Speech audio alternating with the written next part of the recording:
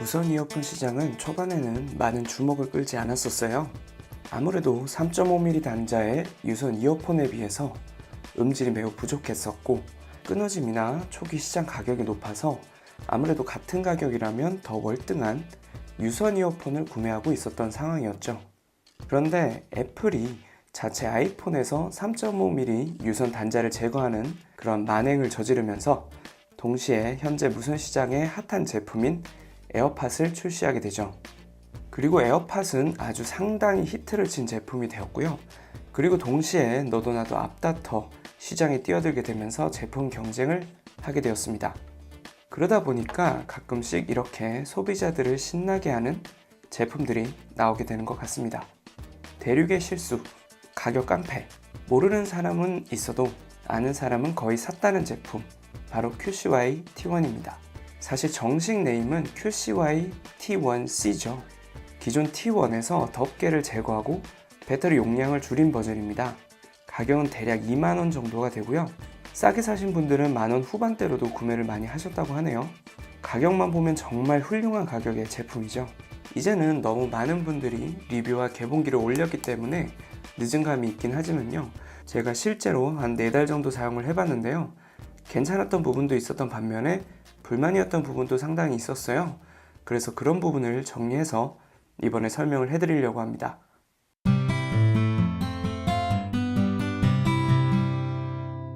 가장 첫 번째로 아쉬운 점은 이 싸구려틱한 재질입니다. 일단 전체가 플라스틱이고 누가 봐도 고급스러운 느낌이 전혀 들지 않은 제품이에요. 딱 가격, 느낌 그대로라고 할 수 있습니다. 실제로 여기 이렇게 손톱을 그으면 약하게 자국이 나요. 플라스틱이라 그런데 대신 플라스틱 제품답게 상당히 가볍죠. 약간 재질 때문에 좀 막 쓰게 되는 경향이 있죠. 그리고 두 번째 불만은 일단 충전 도개는 덮개가 없다는 것이죠. 대신에 강한 자력으로 이어폰이 떨어지지 않게 보호를 하고 있습니다. 이 자력이 상당히 강하기 때문에 떨어지는 건 걱정을 안 하셔도 돼요. 뚜껑에 대해서는 좀 호불호가 갈리더라고요. 뚜껑을 열고 이어폰을 꺼내는 이런 2단계 착용 순서를 줄일 수 있어서 좋을 수는 있지만 먼지나 물에 대한 대비책이 전혀 없습니다. 특히 제가 실제 사용을 해봤더니 먼지는 아무리 조심을 한다고 해도 주머니에 대부분 많이 넣어야 되기 때문에 보시는 것처럼 먼지가 아주 심하게 묻어요. 그리고 이 먼지는 이어폰에도 함께 묻게 되죠. 그리고 이런 제품은 우리 귀 속으로 들어가야 되는 제품이기 때문에 이런 부분이 그다지 달갑지는 않습니다. 그리고 세 번째 불만은 충전 도구에 만약에 배터리가 없을 경우에 이렇게 이어폰을 결합을 해 놓아도 결국 이어폰은 방전이 되어 버립니다.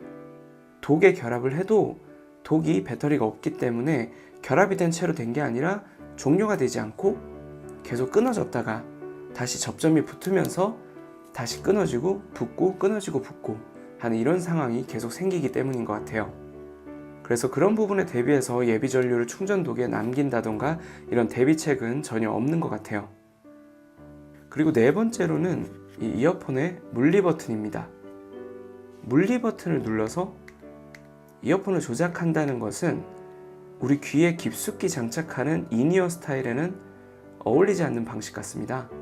사실 인이어 이어폰만이 아니라 그냥 귀에 끼우는 이어폰 자체를 터치하는 행위에 있어서 약간 그 딸깍거리는 물리 버튼을 꼭 누르는 이런 행동 자체가 약간 착용감에서 상당히 불쾌한 느낌이 들어요. 확실히 이 부분은 터치로 살짝 귀 주변을 건드려주는 이런 민감한 스타일의 느낌이 훨씬 좋은 것 같습니다. 실제로 제가 아이콘 2018년 버전을 써보고 있었는데 그런 면에서는 훨씬 이 아이콘이 훨씬 낫습니다.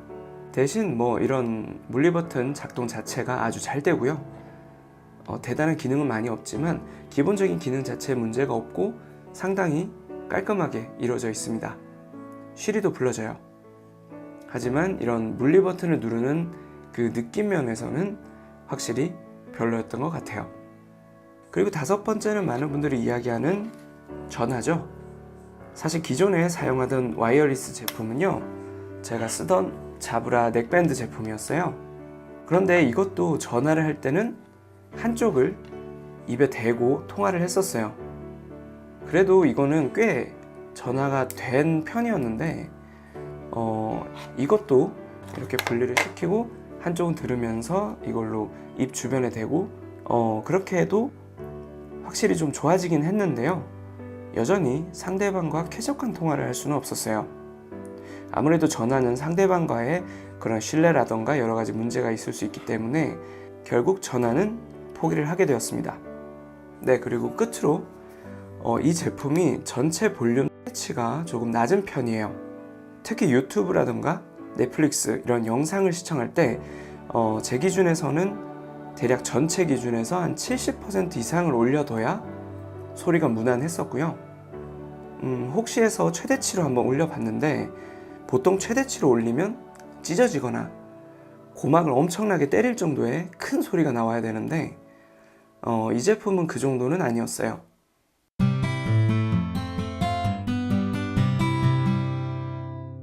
이렇게 단점 한 6가지 정도를 설명드렸어요. 사실 제가 설명드린 부분 중에서는 해결하기 위해서 좀 단가가 높아져야 될 것 같은 내용들이 좀 있긴 한데요. 그래도 그냥 순수하게 실제로 제가 사용을 해보면서 이랬으면 좀 나았겠다 하는 부분들을 정리한 거니까요. 한번 참고를 해보시면 좋을 것 같습니다. 그리고 저는 개인적으로 제품 기능이 별로이거나 좀 만족이 안 될 경우에는 과감하게 제거를 해버리는 것이 훨씬 낫다고 생각하거든요. 그러면 단가도 좀 낮출 수도 있을 것 같고요. 이렇게 단점만 말씀드린 것 같은데 누구나 인정하는 일단 훌륭한 가성비를 가지고 있는 제품은 확실하죠. 그래서 제가 설명드린 이 부분들 중에서 이 정도면 괜찮겠다 라는 판단이 서게 된다면 구매하시는 것은 적극 추천드립니다. 끊어짐도 상당히 좋은 게 제가 기존에 여러 가지 다른 제품들을 사용했을 때는 제가 자주 다니는 삼각지역 아니면 명동역 이렇게 지하철을 지나갈 때 꼭 끊어지곤 했었어요. 그런데 이 제품은 블루투스 5.0 때문인지 모르겠지만 정말 끊어지지 않았고요. 정말 가끔씩 끊어지는 경험이 있긴 한데 상당히 드물었어요. 음질도 제 기준에서는 엄청 대단하진 않았는데 상당히 괜찮았어요. 물론 저는 막귀입니다. 그리고 납득이 되는 수준의 4시간 정도의 재생시간, 그리고 IPX 4등급의 방수, 그래서 살짝 물 묻는 정도는 괜찮아요. 그리고 싼 가격에 선이 없는 완벽한 무선의 세계로 빠지는 초기 제품으로는 추천하기에 아주 괜찮은 제품 같습니다. 귀에 장착할 때 이런 디자인 이런 건 제외하고요. 네, 그럼 이상으로 저의 소소한 T1 리뷰를 마치겠습니다. 아무쪼록 현명한 지름을 하시길 바라면서요. 영상 정보가 괜찮았으면 좋아요. 앞으로 영상을 계속 보시려면 구독하기 꼭 부탁드립니다. 그럼 전 다음 시간에 뵐게요. 안녕.